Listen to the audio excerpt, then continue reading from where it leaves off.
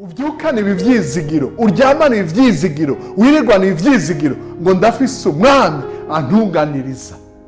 Nkuko Paulo avuga mu Bifilipi igice ca 4 ngo ivyo mukenye bimenyeshwa Imana mu gusenga, mu kwinginga bifatanyije no gukenguruka. Haleluya! Ni amahoro arutukume amenwa n'umuntu wese azoshibamira imitima yanyu. Mukundwa, nkundira ndakora ngo hariho umwami agutunganiriza. Bakunzi, twama dusanga ijambo ry'Imana mu kiganiro c'impemburo. Ndabaramukije amahoro ya Kristo. Ijambo dusanga mu gitabo ca 2 c'Abami, igice 8 umurongo wa mbere gushika ku murongo wa 6.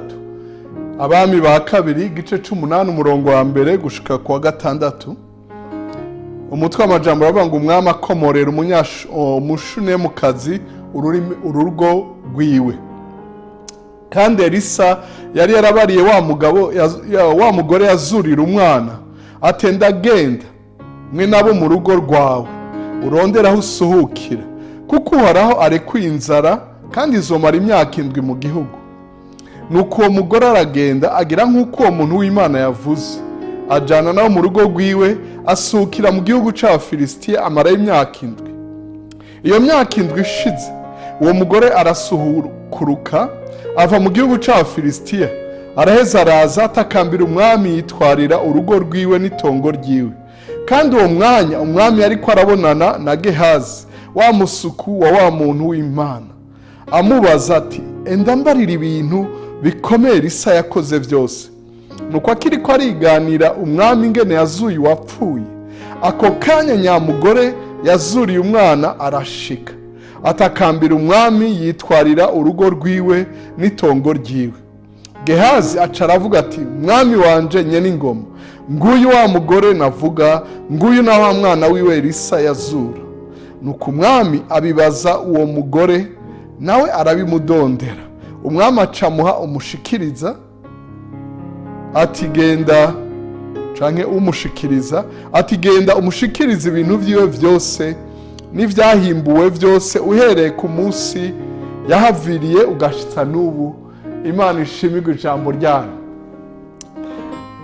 Ijambo ngomba kugusangiza mukundwa uriko uradukurikira n'abama basangira mudukurikira muri benshi, ni rivuga ngo hariho umwami agutunganiriza ivyawe. Imana ishimwe cyane. Wibarire kandi ubarire n'uwo muri kumwe uti hariho umwami agutunganiriza ivyawe. Uyu yari yavuye mu gihugu kubera ibihe bibi vy'inzara, agarutse asanga abantu baravyihaye.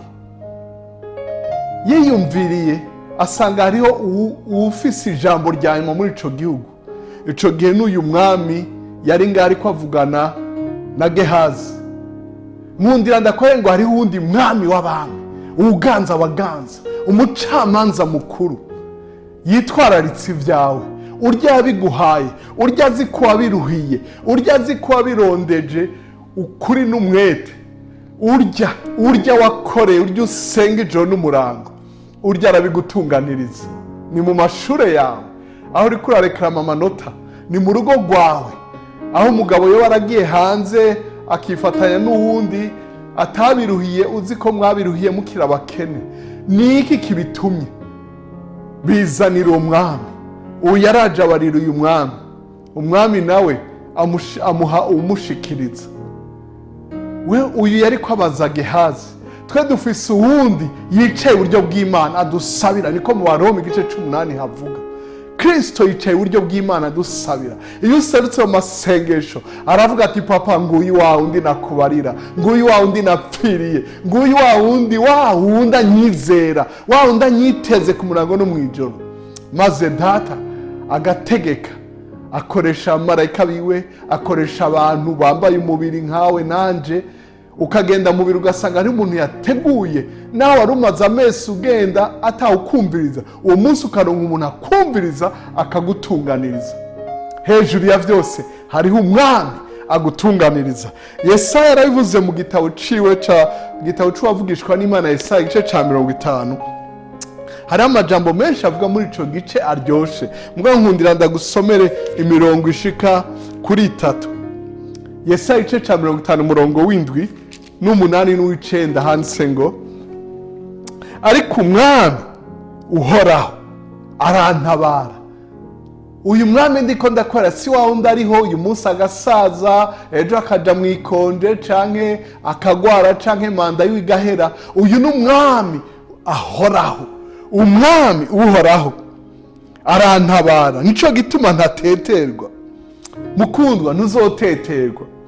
Nico gituma ndinduka. Ndakwifurije kurinda, ndakwifurije gushikama, ndakwifurije kurema. Ngo nico gituma ndinduka, mu maso hanje hakamera nk'ibuye, kandi nzi yuko ntazomaramara. Umurongo w'umunani, unsindishiriza ari hafi. Wa wundi atarya igiturire, wa wundi atarenganya, wa wundi batabesha, kuko ari ugomba kugukorera neza mugabo bakamuha raporo mbi. Uyu ni wadutsindanishiriza, uhoraho. Untsindanishiriza ari hafi. None uwomburanya ninde ngo tuve hasi duhagararane? Umuburanyi wanje ninde? Naze tubangikane. Haleluya. Twe dufise Imana nk'umucamanza, tukagira na Yesu nk'avoka. Imana ishimwe cyane. Umurongo w'9, raba umwami uhoraho niwe azompagarikira. None uwuntsindisha ninde? Erega bo bose bazosaza nk'impuzu, inyenzi zizobarya zibamare. Ubyukane ibyizigiro, uryamane ibyizigiro, wirirwane ibyizigiro ngo ndafise umwami antunganiriza.